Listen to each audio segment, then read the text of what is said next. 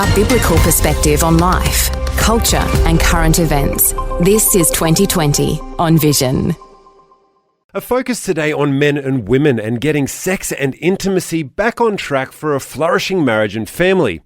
We often hear about the scourge of pornography and sex addiction that so often entraps men and some women, but our special guest today, Dr. Seyed, will be one of the keynote speakers at the Breaking Chains Men's Convention this weekend, held on the south side of Brisbane at Hope Centre. Dr. Faye is a sexual addiction and partners betrayal trauma therapist and the only academic in Australia who holds a PhD in sex addiction and its impact on female partners' well-being and lived experiences, and she works with couples around the area of relationship restoration. In addition, Dr. Faye is an author of multiple books and peer-reviewed academic articles, and we're opening up talkback lines now for your questions on comments with Dr. Faye on 1-800-316-316, and you can shoot us in a text at 0447 488 316. And without any further ado, welcome to 2020, Dr. Faye Seyed. Thank you very much. Thank you for having me. It's wonderful to have you with us, and I must say, it's so refreshing that the church is actually able to speak to these issues nowadays. Absolutely, without a doubt, because I must say, our church communities unfortunately have got this issue on their hands. Is a real issue, and we really need to acknowledge it so we can address it as soon as possible. Absolutely. Absolutely. And sometimes the best way to take away mystique is just to shine a light on it. And this area, it's such a powerful area of life, Dr. Faye. It has such powerful ramifications, both for good and for bad for couples. And can you tell us and just let our Vision family around Australia in on how it was that you started working in this area with couples? I think, I believe that God has got an amazing plan for all of us. And once one door is closed, another amazing door is just open and waiting for us to go through that door. After 25 years in medical and dental profession, I had a neck injury that forced me to actually resign from that profession and look into something else. And at the time, I come from a family with sexual addiction and pornography addiction was rampant in that family. And I was curious to find out why was this thing happening to my beautiful family members. So I started on a research, and then an amazing godly professor at the university just was curious about what I was researching on. And he said, let's make this an official research. Let's publish about this. And I started around 10, 11 years ago. And at that time, every door that I knocked on to talk about this, it was closed in my face, especially the church communities, universities. Wow. They didn't want to know, especially coming from a woman. And everybody was crucifying me because I was talking about sexual addiction and pornography addiction. So that's how I started, and I haven't stopped, and currently I'm completing a postdoctorate degree in the same topic. Well, we take our hat off to you for choosing to shine God's light into an area that he obviously created. What do you think it was about this particular subject that made it perhaps taboo to deal with just only 10 or 11 years ago? The reason, unfortunately, I am a straight shooter, so I'm just going to tell you, Tosh. Yeah. I'm going to be very straightforward. Unfortunately, based on my research and clinical expertise now, I have understood and understand that this issue is ongoing in the church communities, and shame attached to this is massive. And the less we talk about it, maybe people will perceive it less of a real issue. So maybe because I was dealing with men, maybe because I had to actually get men to listen to me, and they were not ready to acknowledge that they were in bondage themselves. Because I remember one academic and a pastor that I approached years ago to tell him about my research, and I wanted to interview him for my research. I never forget what he said to me. He was a pastor and an academic, and he said, I don't want to know about this because very soon people are going to be scared about bringing some fun and spice up their sex lives with their wives and partners, and everybody's going to be scared of a little bit of masturbation, a little bit of pornography, and I don't see anything wrong with that. So he did shut me down immediately, and I knew. Wow. And I knew. So these are the type of people I had to actually overcome and convince to listen to me. Oh, that blows my mind. I'm so sorry that you had to hear that. I mean, coming from an ordained minister, we only have to look at the work of Moses in the wilderness and the headband that the high priest wore, which was holiness unto the Lord, to realize that there's something wrong with that theology right there of a little bit of this and a little bit of that. But you persevered, and in your research, what was the thesis that you were studying in that time? So it was the thesis, or the research question was, what is sexual addiction, and how does that impact the intimate partners and the family system and the society as whole? And they are all interconnected. All of them. So this is a family disease. It goes beyond the individual, and it has got severe ramifications for everyone involved. For your neighbor, it has got ramifications, even for people who are not connected to you. And this is what my research showed. And yeah. So if we could just go to that first question of what your research question was, what is sexual addiction? So could you, let's just, as you wanted to be straight and direct with me, I'd like to be straight and direct with you, so we can rip the Band-Aid off this thing. What is sexual addiction? Beautiful. Thank you for the question. Sexual addiction actually is presented with different terminologies. Some people call it compulsive sexual behavior, sexual addiction, pornography addiction, masturbation addiction, but they are all under the same umbrella as sexual addiction. Sexual addiction is on a spectrum. Some individuals could only be compulsively using pornography and compulsively masturbating. Other people escalate and they go beyond that. Now they engage on online or offline encounters with random people. And then other people may escalate and do bestiality. They can escalate and do scat play or different types that I'm not going to go into yet. However, a simple definition of sexual addiction that the individuals can identify if they have this issue or not is this.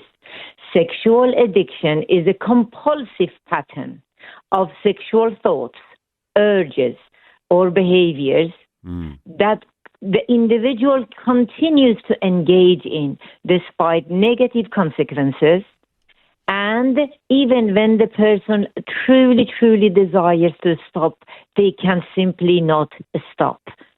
They compulsively have to re-engage in those behaviors. And as I said, is on a spectrum. Of course, it would be. It would have to be. Doctor, you said about the compulsive component of this addiction.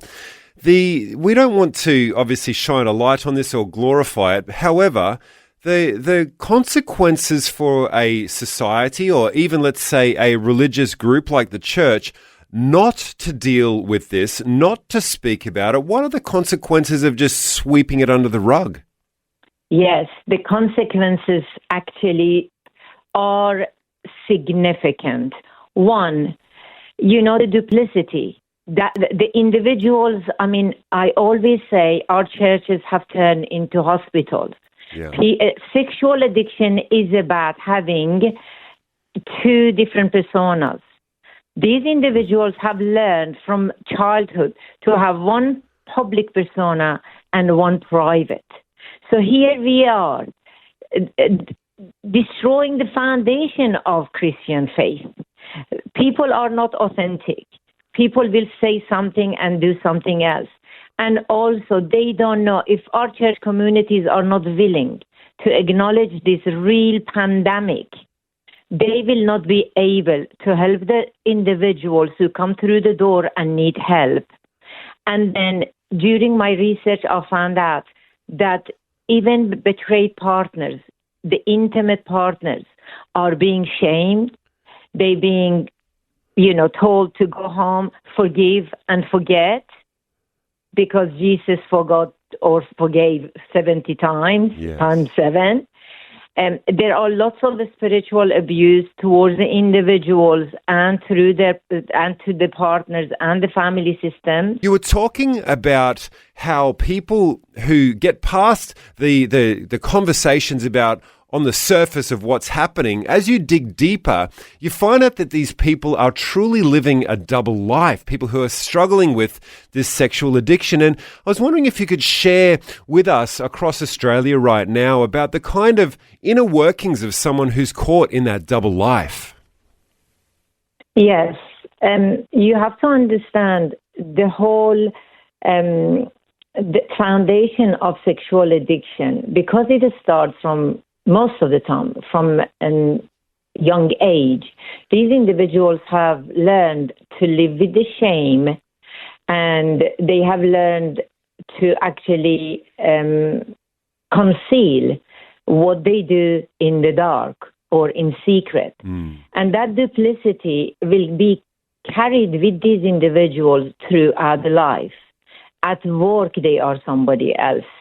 At a church, they are not truly who they say they are. In their intimate relationships, in their parenting roles. And they just continue this conflict from within with themselves, because they cannot actually be who they are. So that duplicity starts from a very, very young age and becomes a part of them. Many, many men, when you sit with them, or individuals who engage in this act, they will tell you, I learned to be somebody else. I learned quickly to know what public wanted from me. I needed to be a loving father. I needed to be a caring husband. I needed to be a good, faithful man at church. And I just performed. It's been a long performance.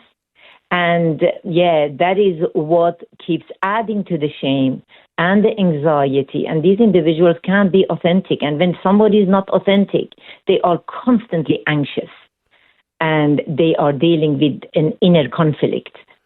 So am I hearing you say that sense of shame, it's really driving an inner conflict and it's driving further anxiety within the person? Absolutely. And the shame is what actually fuels the fire of sex addiction. Wow. Sex addiction has got a cycle, but the shame is what keeps it alive. So if I just quickly run through that addiction cycle and how the individuals keep reenacting those behaviors. First, we have got a trigger. We've got the craving. Lust and fantasy sets in. And then that individual has to disconnect from the loved ones in order to actually increase the dopamine stimulation in the brain. And then they go and they do something that we call it ritualization. Ritualization is looking at a little bit of porn here, looking at somebody online or offline and objectifying them and, scoring them based on their body parts. This is ritualization. And boom, they will go into acting out behaviors with themselves or with others, online or offline. Majority of sex addicts almost universally will tell you, soon after acting out, it was like somebody was smacking me and I was waking up and I was saying to myself, what did I just do? The remorse and the regret sets in, and that's when the shame comes in. And the shame causes them to stay in the dark, not to share their stories and their truth with anyone. And the shame keeps growing and multiplying like fungus in the dark until the shame is so much that now the brain says, I feel so bad with this shame. The shame is giving me so much anxiety and discomfort. Now you have to go and find me my happy pill. Oh. Get me my fix. And now, boom, they have to go and act out again. So if what I'm hearing from you is correct, you're sort of saying that basically the general life experience for someone who's battling with this sex addiction, the most of the time they're actually quite miserable living with anxiety. Is that correct? You have to understand, sex addiction is a maladaptive anxiety management tool. So it's the anxiety management tool. That it has gone wrong. So these individuals, when they've got anxiety, when they've got uncomfortable emotions that they carry it with themselves, in order to dampen that discomfort, they have to keep reenacting and re-engaging in sexual behaviors. Yes, the root cause is they don't know how to deal with uncomfortable emotions. They don't know how to deal with anxiety and feelings. And that's why they keep repeating the same pattern as a way of dampening that pain, that anxiety. Yes, you are correct. So if you would like to share your thoughts or ask a question, you can call in now on 1-800-316-316 or send us a text on 0447 488 316 to have your say with Dr. Faye. And someone has sent in their text who's anonymous and they want to share this with you, Dr. Faye. We've just got about another 3 minutes before we've got to go to news, but I'd like to get your comments on this text. It says, thanks for your comments this morning. In the Bible, it lists theft, hatred, discord, selfish ambition, jealousy, envy, drunkenness, which are more acceptable sins, in quotation marks, acceptable sins someone may be open to confess in church. However, in the same verse, it mentions sexualities, immorality, which is an uncomfortable and inconvenient sin to confess in church, and therefore they seek healing according to James 5:26 and encourages us to do so. And he says in this, at the end of his statement, confessing essentially that he struggles to be genuine in church. What would your thoughts be to someone who finds it easy to confess drunkenness and envy, but not sexual sin, who's part of the church community? Yes, because we are uncomfortable to bring these topics to the table when we don't talk about them, when we don't converse about them. We become uncomfortable, and people at church have to educate themselves and know how to receive such individuals in a way that they are not going to be shamed, they will not feel stigmatized, and they will not feel judged. We are not there yet, unfortunately. No, we're definitely not. And so we've got about 2 minutes before we go to news. What would your words be to people who are in Australia right now and struggling in their church to find a landing strip to go and really speak about the anxiety that they're dealing with in this extremely unhealthy way of medicating that anxiety by this sexual addiction? What would your 1 minute thoughts be to them, Dr. Faye? Sexual addiction requires a specialized therapy, and simultaneously it requires to find a comfortable community at church with safe people. Not everyone is safe to go and open up to. So find a specialist and simultaneously find some safe people at church to open up to, because, as I said, shame grows like fungus in the dark, and when you don't share your story, however, recovery is only possible in the comfort of a safe community. And we've got Dr. Faye on the line and a caller who's calling in. This is Julway. Welcome to 2020. Julway, did you have a question or a comment for Dr. Faye? Thank you, Tosh. Well, it's a bit of it's not a question. It's more of it's more to show appreciation for the topic that's on today. You know, I'll start by saying just quickly that I was really contemplating turning on my radio to vision today, feeling a bit down, having one of those days. But turning it on, listening into the conversation today has opened my mind and my eyes. You know, one thing I've learned from my own experience, which I'm still battling with, is that it's not the easiest thing to open up or to find an environment where you can open up and discuss such sensitive issues, especially considering the fact that, you know, there's so many people who are struggling with it, but they wear it so well. It's like how you mentioned in the churches, in public places. You look at couples, you look at church elders, you look at pastors. It looks like they wear it so well, and even it makes it so hard to reach out to someone. And I'm one person who struggles with the topic that's being discussed today.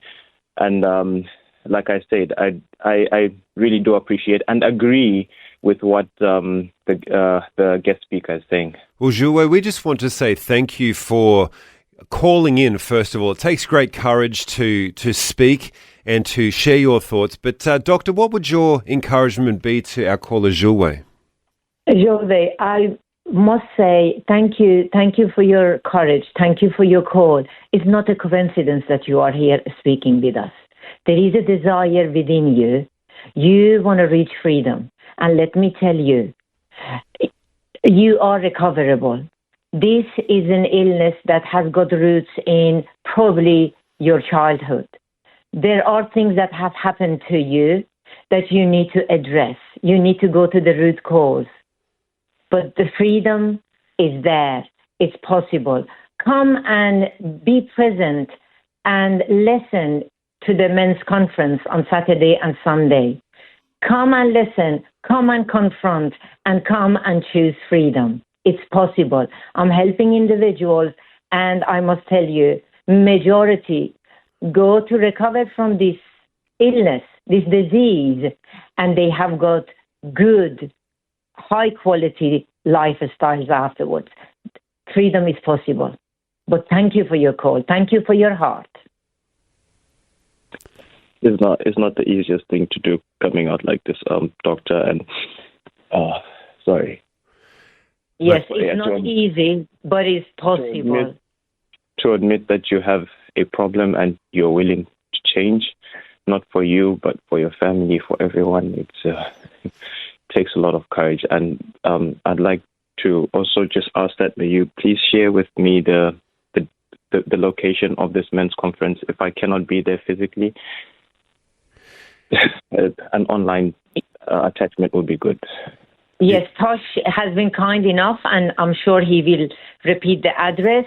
And also, if you are interested, go on my website. I have written multiple books about this, and also a workbook, step by step. If you want to start educating yourself, help is out there, waiting for you. You need to be ready. Thanks. Thank you. Thanks once again, Jules. It takes great courage to do that, and we take our hat off to you as well. For those of you who are interested, as well as our caller there, the web address for the conference that's coming up this weekend is breakingchains2025.com, and that's spelt with obviously letters there. So breakingchains2025.com. We want to welcome now again into conversation caller from Warrnambool in Victoria. This is Janine. Welcome to 2020, Janine. Hi. Can you hear me? We got you loud and clear. Do you have a question or a comment for Dr. Faye? Yeah, I do.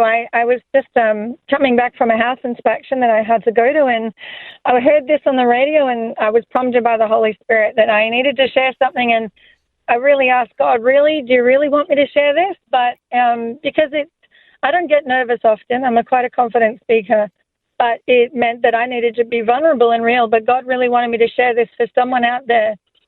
I'm from Victoria. I was born in Brisbane, but grew up predominantly in Melbourne and Victoria. And when I was 2 and 3, our mother babysat us in the care of a next door neighbour who happened to be a pedophile. And so I experienced abuse at this age. But I didn't see it manifest in my life, the effects of it, until I was about 9, 10, and I started going through pre-puberty. And I started remembering very sexualized pictures and images, and I couldn't understand why. And my first belief was, it's me, I'm evil. And we went to church, and I couldn't hear anyone else talking about things like this, that I was having thoughts in my mind. I went into puberty, and I had ridiculous, insatiable sexual addiction in my own mind, and I couldn't understand it. And I really condemned myself all the time, and it was all in secret that I lived this pain. And when I went into relationships, I then projected that into my relationship where I was seeking that kind of connection with the person. And my poor husband, who I married at 18, he did not understand. He had come from a very well-balanced Christian family. Sexual health was not very healthy and normal. And I was a real conflict for him to manage, because he was like, where do you get these thoughts from? So then I thought I was even more evil. And it wasn't until I went to therapy that I started to realize and learn. And what Faye shared today, Dr. Faye has shared, has been that confirmation that, you know, it often comes from our childhood. And this manifested in my life as an adult, as I functioned well. I was a good learner. I went to school. I worked well. I was highly sociable.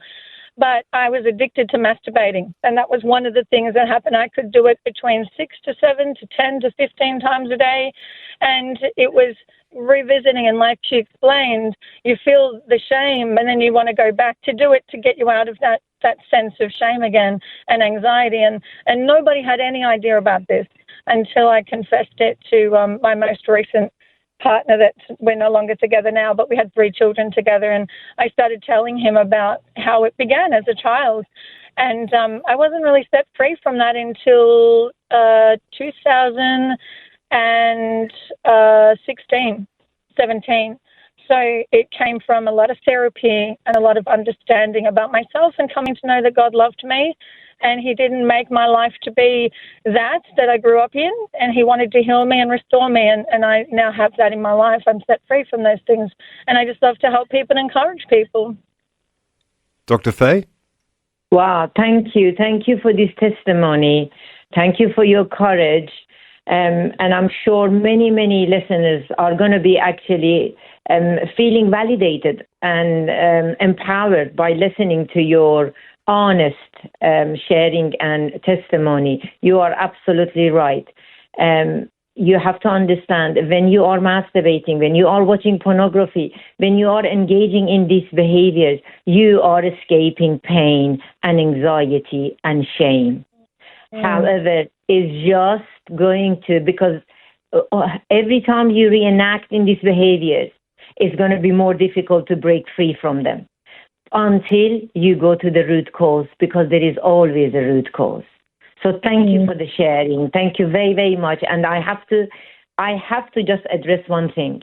Please, for your listeners, and please for the individuals in bondage, sex addicts, majority of sex addicts, I would say almost 99% of sex addicts are not sex offenders or pedophiles. They are not. They are honorable, respectful, beautiful human beings, majority men who have had childhood poor experiences, and they've been stuck in the bondage. But I must say there is a big difference between pedophiles, sex offenders, rapists, and the genuine sex addicts. I just want to say that. Amen. Well, Janine, thank you for coming on to 2020 and being so honest and vulnerable. And you're quite right, Dr. Faye. This ripping the Band-Aid off helps so many other people. So, Janine, we think you're a hero for coming out and sharing your thoughts, because once you're healed, you've got a testimony, right? Amen. Thank you so much. That's correct. God bless. Amen. God bless. Okay, God bless. And we're taking calls right now here at 2020. Our guest in conversation is Dr. Faye Seyed about sex addiction. And the number to call is 1-800-316-316. And you can text us at 0447 488 316. We've got another call coming through now. This is a caller from Tasmania, Kensington, Tasmania. And we're speaking with Sue. Welcome to 2020, Sue. Hello, Tosh. It's actually Kingston. Oh, I'm sorry. Tasmania. That's all right. And hello, Dr. Faye. Hello. I just tuned in after the news, and this is a subject that has impacted my life for many, many years, and not least of all, having been married to men addicted to pornography. I was sexually abused initially as a 5-year-old child, and I was date raped as a 17-year-old. I was raised in the Catholic Church where we were taught about purity and modesty and chastity, and that masturbating was sinful. So I took that on board, and as much as I was really impacted profoundly by sexual feelings and sexual desires, I asked God to help me to resist that masturbation.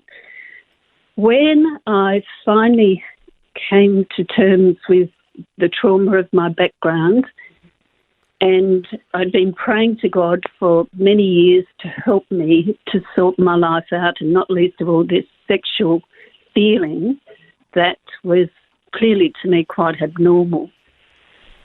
I believe God gave me a revelation that the sexual feeling is below our umbilicus. So that's of the devil. I'm not saying sex is a wrong thing. I'm just saying that when it's inappropriate, that it's that spiritual influence that impacts us. And so what helped me was focusing on drawing the power and the love of God into my heart and asking him to take all that was wrong from me, and just saying, "Begone, Satan," while clapping together some clap sticks that I'd been given when I was working with some Aborigines in the Northern Territory. So I did that on a regular basis every day until one day I suddenly realised I'd been freed from it completely, and so I no longer had any issues with it. But it was asking God to heal me, to bring his healing spirit into my life, and banishing the devil from me, saying, "Begone, Satan."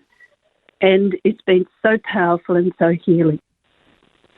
Dr. Faye? Yeah, thank you. Thank you very much for your sharing again. It's going to help so many people. And you are absolutely right. What you are talking about is a spiritual awakening. When you are truly, truly connecting to your designer, to the one and only God, and it can cause transformational change. However, men and women have got different brain systems. And men, when they are in this type of bondage, they have got significant more difficulties to actually randomly or organically being able to connect to God and to have transformational change, because we are dealing with a man-made disease. And for that reason, you will see often female sex addicts being able to transform their lives and reach recovery with the speed of light. But for men, is a real and longsome and tedious journey because of their brain system that is different than women. However, with holistic approach, with therapy simultaneous as a spiritual awakening, connecting to God, connecting to church, mind, body, and soul transformation, recovery, and freedom are possible. But thank you very, very much for your sharing. Thank you. You're welcome. Thank you so much.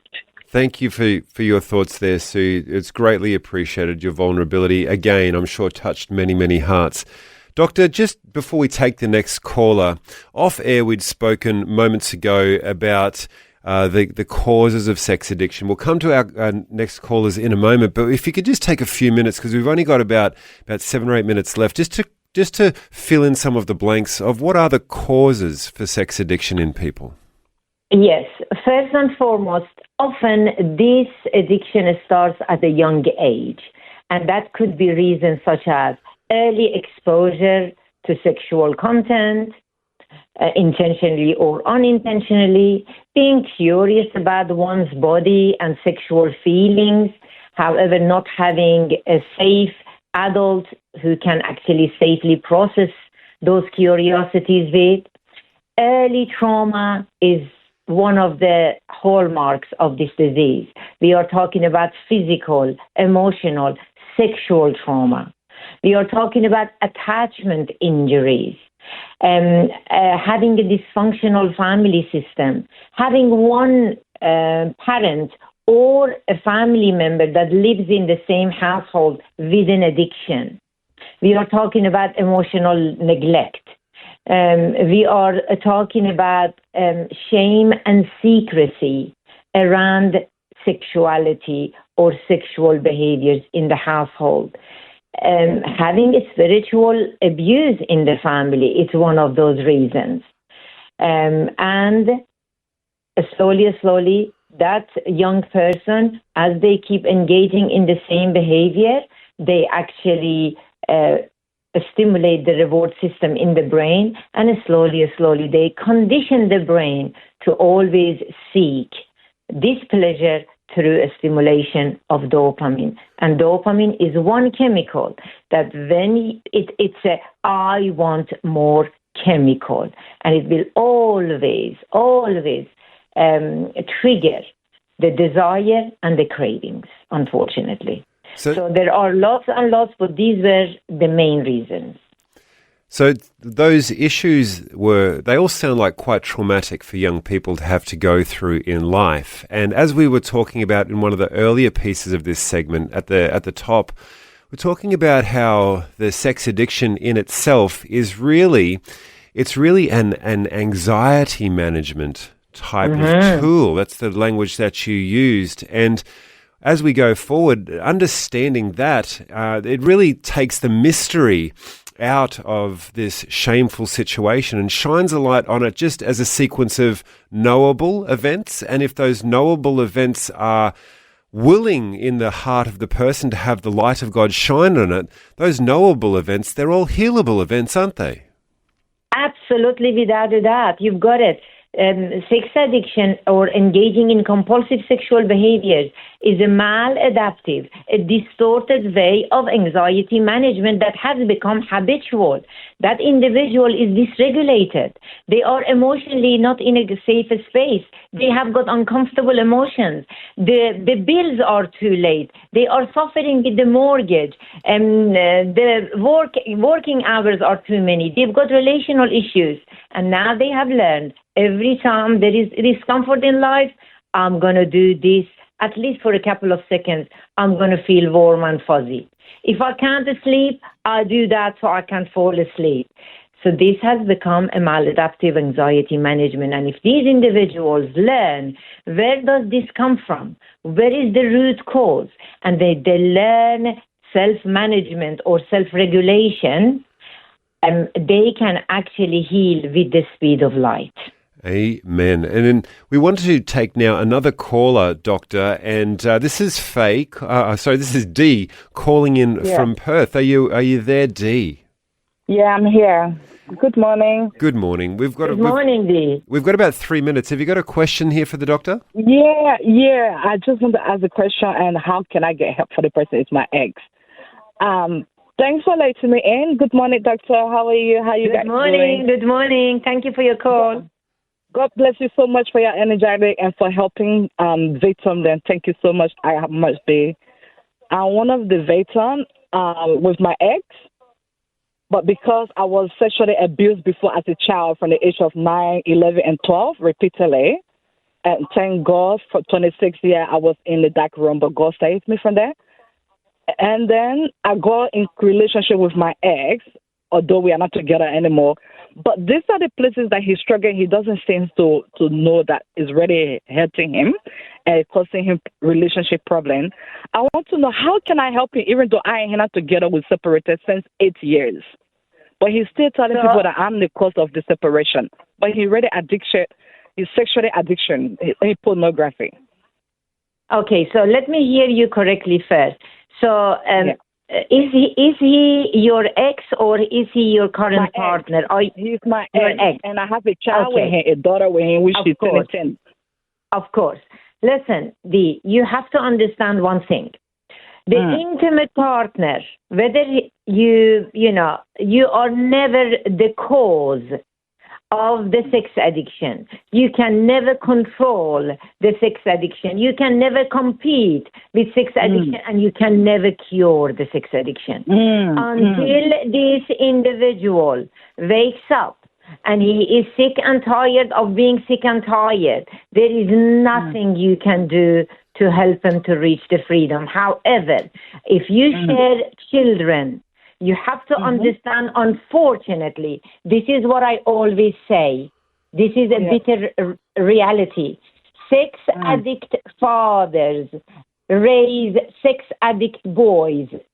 Sex addict fathers raise daughters who will marry sex addict men.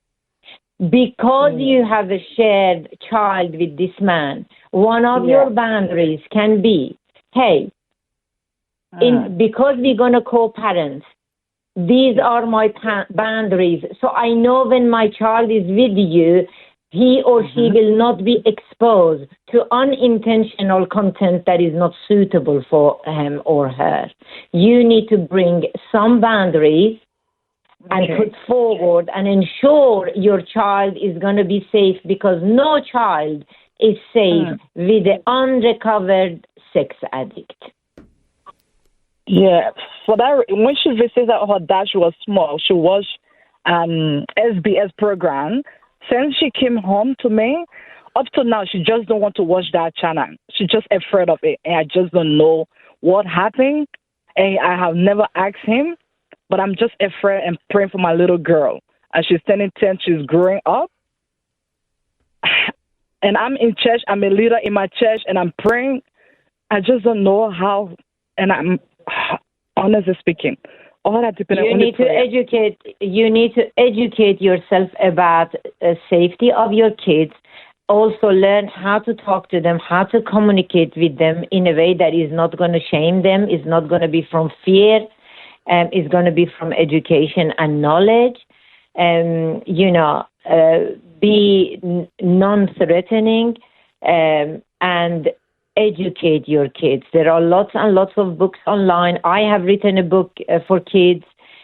Educate yourself. Find out what you are dealing with. First and foremost, read about this. What are the telling signs? What are the dangers? As I said, majority of sex addict men are not pedophiles and they are not sex offenders. A very small percentage are.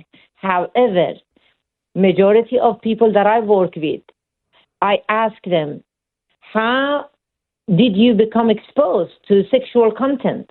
Majority are telling me, oh, I find my dad's computer.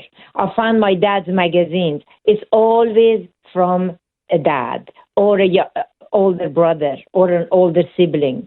So you need to educate yourself, and you need to educate your kids about safety and what to do when they are exposed to this type of material, that they feel safe enough to come home and say, hey, Mom, I've seen something on that computer that I can't figure out. I can't process it.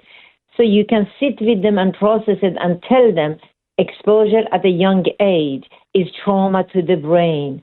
And the children are very, very prone to become addicted to this type of content. So they need to know what to do with it when they are exposed to it. We want to thank you for your call, Dee, and we want to thank you, Dr. Faye Seyed, for your very informative and incredibly wise wisdom around this area. Thank you very, very much for having us. Can I just, as a closing, respectfully request something from our church communities? I have knocked on many, many doors of churches, and I offer my presentations and my expertise free of charge. And I wish one church would open the door to me and saying, okay, come and do a presentation. Come and talk about this topic free of charge. I am yet, after 2 years of knocking on different churches, I am yet to receive one invitation, and I think the reason is because I am a woman. Well, I think that after the exposure of your deep wisdom here today, I hope and pray that you'll certainly get calls coming from our Australian church leadership. But for those who want to come along this weekend, Dr. Faye will be speaking at the Breaking Chains Men's Conference. It's happening on the south side of Brisbane at Hope Centre Church. And the website is breakingchains2025.com. And if you want to follow up with Dr. Faye with her personal practice, it is houseofhopecounselling.com.au. We want to thank you so much for your insights today, Dr. Faye, and joining us here on 2020. Thank you very, very much. God bless you, and thank you for having me. God bless, and we look forward to next time. Thank you very much. Thanks for taking time to listen to this audio on demand from Vision Christian Media. To find out more about us, go to vision.org.au.